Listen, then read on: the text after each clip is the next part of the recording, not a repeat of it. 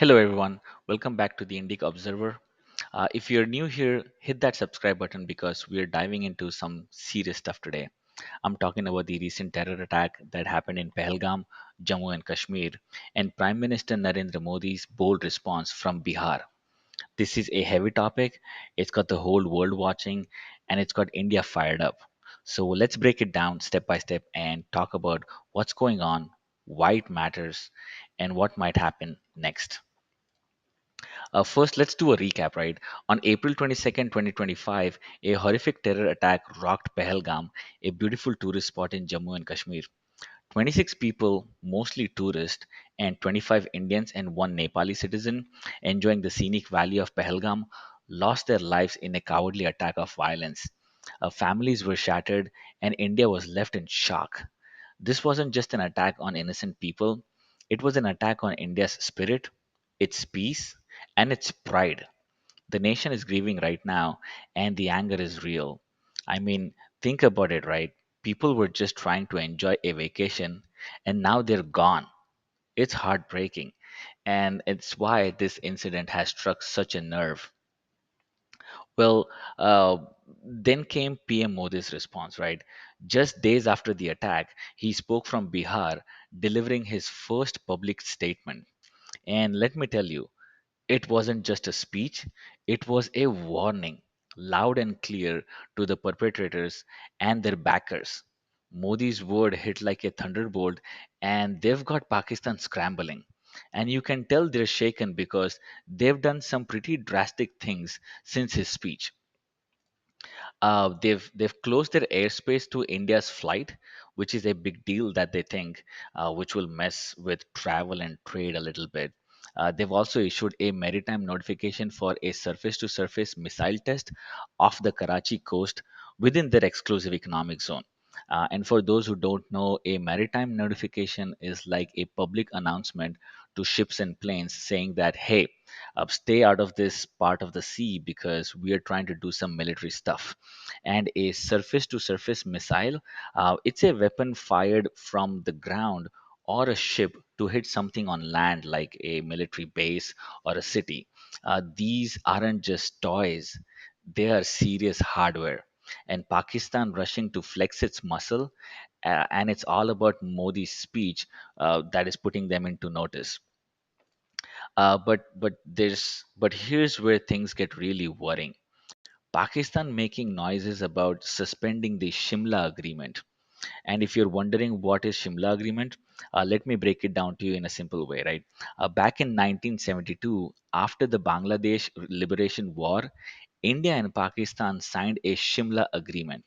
It's basically a promise to keep the peace, sort out disputes through talks, and respect the line of control in Kashmir. And it has been a cornerstone of India and Pakistan relations, however flawed the relations are, right? But it has been a cornerstone. And if Pakistan walks away from this deal, it's likely that they are tearing up the truce. And it would mean they're gearing up for more conflict, and that's a scary thought for both the countries and the region itself. And for a newcomer who doesn't understand, think of it like two neighbors agreeing not to fight over a fence line, and now one of them is saying, forget the deal, I'm done talking. So that is a bad news. And I actually posted a video yesterday about another sign of Pakistan's panic. They've started moving their military planes to bases near Jammu and Kashmir. And that's not random move. It's strategic and it shows how they're bracing for something big. Modi's speech has left them rattled, and they're trying to look tough. But it's not just India and Pakistan in this ordeal, right? The whole world is paying attention right now. Leaders from every corner have condemned the Pahalgam attack. The UN Secretary General Antonio Guterres called for maximum restraint to avoid a spiral of violence. He stressed that the need for justice, but urged both the sides to cool down things a little bit. US President Donald Trump didn't mince his words. He said America stands with India against terrorism. These attacks must stop. And that's a big show of support from a global heavyweight. And Russia, a longtime friend and ally of India, called the attack barbaric and demanded that the perpetrators face justice. And the UK, France, and Germany, they issued a joint statement saying that we condemn this heinous act and support India's fight against terrorism. So if you see, these aren't just words, right? They show the world is united against what happened in Pahalgam, and they are with India. Now, let's talk about China because their response was kind of interesting because they condemned the attack, sure, but it was a pretty mild statement, just calling for peace and stability. No strong words, no real outrage. And you would wonder why? Well, China's got a lot riding on Pakistan through the China Pakistan Economic Corridor, or called as CPEC. It's a massive project with highways, ports, and pipelines tying the two countries together. And if China came down too hard on Pakistan, it could mess up their investments, right? So their reaction feels like they're sitting on the fence, trying not to rock the boat. And honestly, it's weak compared to the fire we've heard from the U.S. and the Europe. China's got their own interest, and it shows, right? They could have taken a stronger stand, but they're playing it safe, and that's something to keep an eye on. And I wonder if China already knew about this attack before it happened. Maybe it fears and does not want the companies leaving China and going to India and setting up manufacturing units. So before the companies do it and go to India, let's disrupt India and get India engaged in a warlike situation. I mean, who knows? Oh, let's circle back to Modi's speech and what he said. Let's watch this. Today, from the soil of Bihar, I say to the whole world, India will identify, track, and punish every terrorist and their backers. We will pursue them to the ends of the earth. India's spirit will never be broken by terrorism. Terrorism will not go unpunished. Every effort will be made to ensure that justice is done. The entire nation is firm in this resolve. Everyone who believes in humanity is with us. I thank the people of various countries and their leaders who have stood with us in this time. Okay, it was a fiery speech and it was a game changer as well. He started in Hindi, speaking to the heart of India, but then he switched to English. And you would ask why? So the world would hear his exact words, no filter, no translation errors. This was Modi making sure that his message hit home globally. Here's the key part of what he said in English. Today, from the soil of Bihar, I say to the whole world, India will identify, track, and punish every terrorist and their backers. We will pursue them to the end of the earth. That line, ends of the earth and every backer of terror, that is a strong line.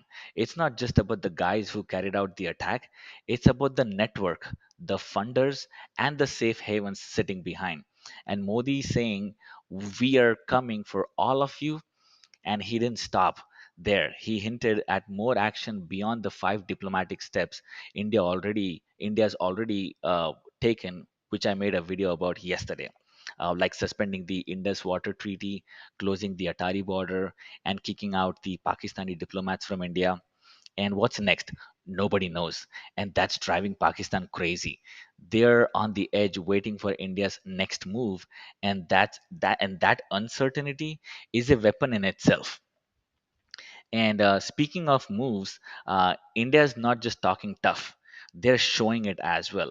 The aircraft carrier INS Vikrant at the bottom left corner was scheduled to be stationed in Arabian Sea, Now, before anyone jumps to conclusion, this was planned way before the Pahalgam attack. It's not a direct response to the attack, but the timing of it, though, that's awesome, right? It sends a message. India's navy is ready, and Vikrant is a beast. 40,000 tons of pure power on water. And then there is the viral video of India's first artificial intelligence enabled warship, which is a indigenous guided missile destroyer called as INS Surat, the ship on the right. It's test firing a medium range surface to air missile. That test was scheduled too. But it's blowing up online because it shows India's defense are locked in and loaded. They aren't reactions to Pahalgam.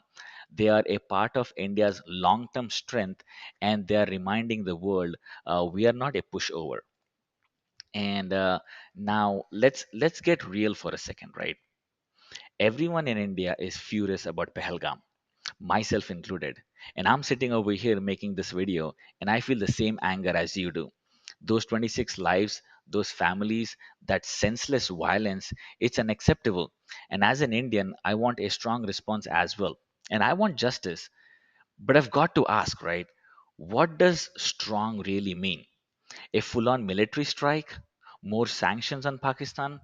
If Pakistan could just wake up and realize that harboring terrorists is a losing game, and we wouldn't have to do this, and we wouldn't have to do any of these things, right? If they crack down on the terror groups which are sitting in their backyard, we could avoid all these talks of fighting and military operations. But let me be crystal clear, right?